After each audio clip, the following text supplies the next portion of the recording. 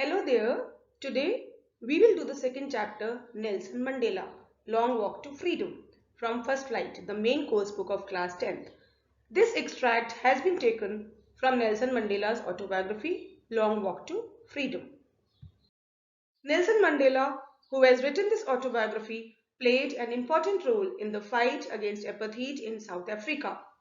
Mandela and his African National Congress spent a lifetime fighting against apartheid. Apartheid means discrimination on the basis of race and color. He was imprisoned for 30 years. He became the first black president of Democratic South Africa in 1994.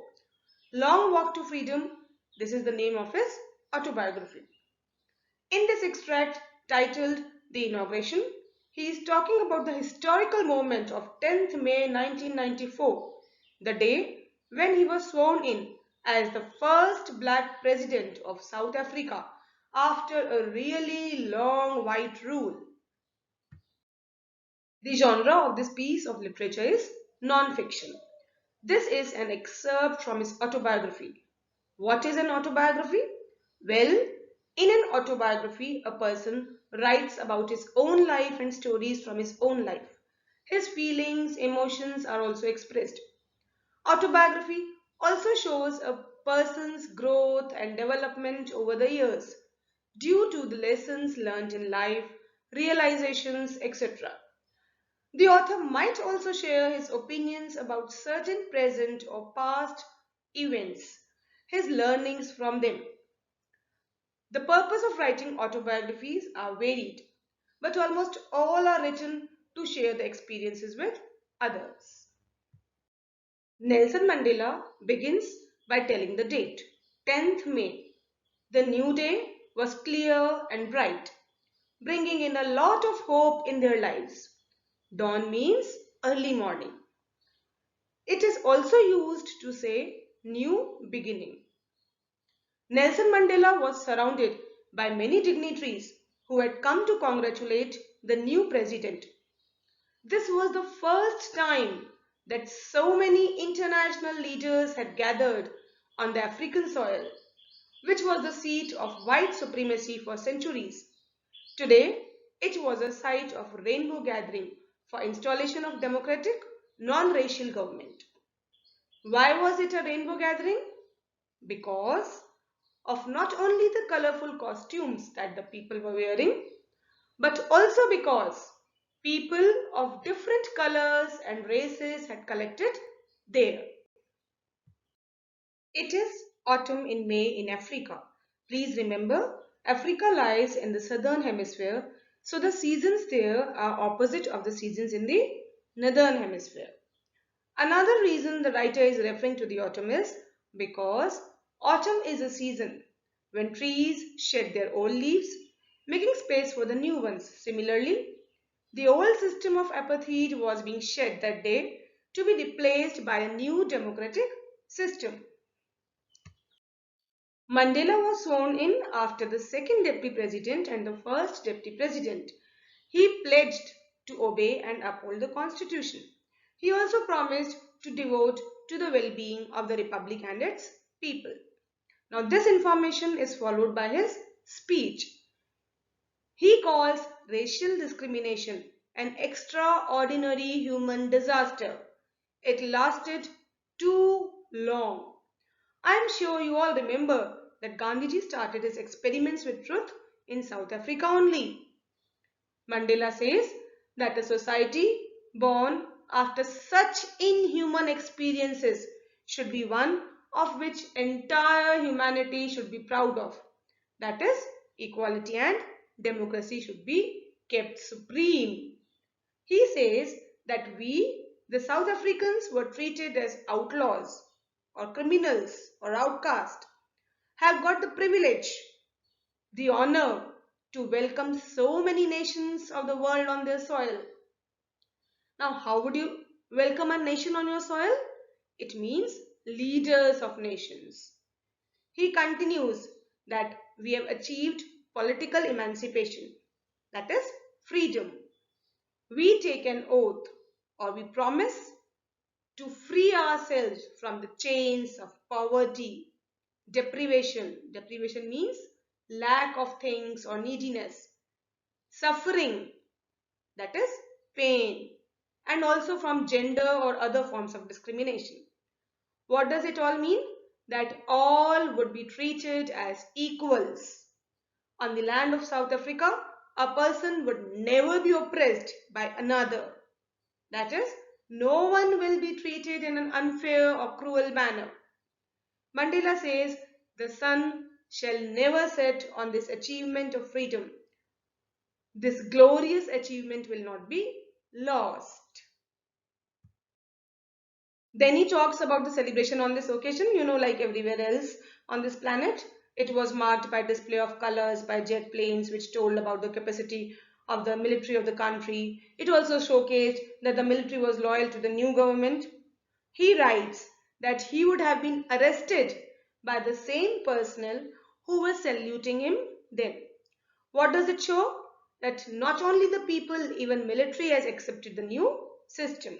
Second, the change of power equations happened smoothly. So smooth was the change that on that day, not one but two national anthems were sung. While the whites sang Kosi Sikelelai Africa, the blacks sang Thy Stem, the old anthem. He even tells that none knew the anthem that day as it was new for them, but soon they would know the words by heart. It also signifies that the country was politically free, but the road ahead was not easy. Well, soon they would find the ways for the development and progress of the country. Now, on such occasions, people generally remember the past as well. They get so nostalgic. Same happened with Mandela. He writes about the times when, after the bitter Anglo-Boer War, the white-skinned peoples of South Africa patched up their differences and erected a system of racial discrimination against the dark-skinned peoples of their own land. This was the harshest, inhumane societies ever known. People were discriminated and not allowed freedom because of the color of their skin. This system was finally overturned in the last decade of 20th century, in the 8th decade of Mandela's life. It means when he was in his 80s. It was replaced by rights and freedoms of all peoples. Now you must be wondering, people is plural, then why peoples? Because the reference is to the people of different races, color, etc. Now Mandela thinks about these achievements and how it all became possible. He says, unimaginable sacrifices of thousands of people before him have contributed in the process. Many people think it all happened because of Mandela, but with great humbleness he states that Mandela is only the sum total of all those African patriots who had gone before him. What does it mean? That whatever we achieve today is not only because of our efforts today, but the efforts of our forefathers, our ancestors have also made a huge contribution for the same. For example, if today we have made a computer, it had become possible only because electricity, phone, typewriter, etc., etc., etc. had been developed by people of the previous generations. Similarly, if we are in a position to do something, it is of course because of our hard work. But we cannot forget the contributions of our parents, grandparents, and others who supported us, guided us, so our dreams became a reality. Similarly, to cover up the wrongs done in the past would take a long time to heal. Many years, if not generations, would be spent recovering from that profound hurt. Which hurt? Hurt of racial discrimination and the way it created obstacles in the path of our progress. One must not think that he is complaining or being bitter towards people who discriminated. Indeed, he says that such extraordinary hardships have produced the Oliver Tambos, the Walter Sisulus, the Yusuf Dadus, etc. Men of extraordinary courage, wisdom and generosity. You see, only people who put in a lot achieve a lot. And when do we put in that extra effort? Well, when our situation is desperate. It requires such depths of operation to create such heights of character. People put in extra effort in extraordinary situations. We might have suffered because of those, but we also learned and got such gems because of the same hardships. So all is not dark. He continues that the true wealth of a country is not minerals and gems, but people, finer and truer than the purest diamonds. We know that all these non living things would be useless in the absence of people. It is for this reason that our governments are putting in so much effort to save people, even if it means loss of property and income. At home, also, we put family above everything else. We learn from stories of courage of these people. Mandela learned that courage is not the absence of fear, but triumph over it, victory over it. Risks have been taken and lives shed for an idea. Attacks and tortures are accepted without breaking, that is, without being defeated, showing strength that defies imagination, that is, beyond imagination. He also says that hatred is not genetic, it has to be learned, and love can also be learned, in fact, more naturally. He recalls that when he was in prison, the guards would show humanistic attitude towards him. This proved to him that greed or desire, sometimes even duty, make a man cruel. But man's goodness is a flame that can be hidden but never extinguished. It means he believed in the goodness of every individual. He believed that with your goodness you can change any person or force him to bring out the goodness hidden in him. He talks of twin obligations, that is, two sets of duties a person must perform. First, his duty towards his family, parents, wife, and children.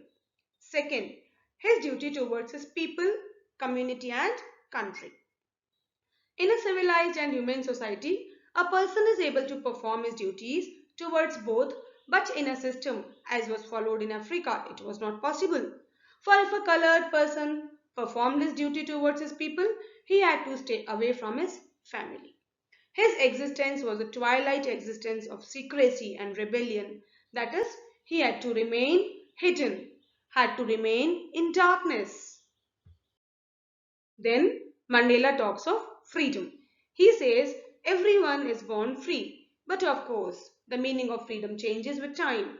For a child, freedom is running in fields, swimming in clear streams, roasting mealies. Mealies means corn cobs under the stars at night, riding on the backs of bulls.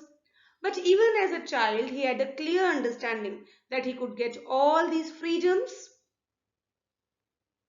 That is, no man or God would refuse him or create any trouble for him if he obeyed his father, acted in accordance with the customs.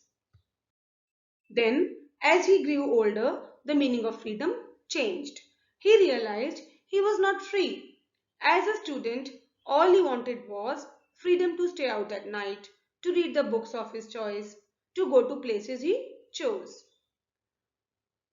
When he went to Johannesburg, he started yearning. Yearning means craving for basic and honorable freedoms, to achieve his full potential, to earn, to marry, to have a family, not to be obstructed in a lawful life. With time, he realized he was not alone. The freedom of all those who looked like him, that is, colored people, were reduced. Gradually, the hunger for individual freedom grew into hunger for freedom for all, to see all living with dignity and self-respect. It was this desire that converted a law-abiding attorney into a criminal in the eyes of the state. This desire of freedom turned a family-loving husband, a very homely, ordinary person, into a man without home. It turned a person who loved life, who was very lively, into a monk, a person surviving with little things and a few wants. He understood that change cannot be brought by force. Even an oppressor is a prisoner of hatred, so it is important to change him. The oppressor is locked behind the bars of prejudice and narrow mindedness. He believed that oppression harmed not only the oppressed but also the oppressor. A person who thinks he is above others cannot be free either. He has chained himself to prejudice and narrow mindedness. It means he fails to see the goodness in others. It means the oppressor and the oppressed both are robbed of their humanity. In other words, oppression does no good even to the oppressor. The only way out is equality and freedom for all. I hope you all understood the wonderful ideas and thoughts of Nelson Mandela. Thank you and keep enjoying literature.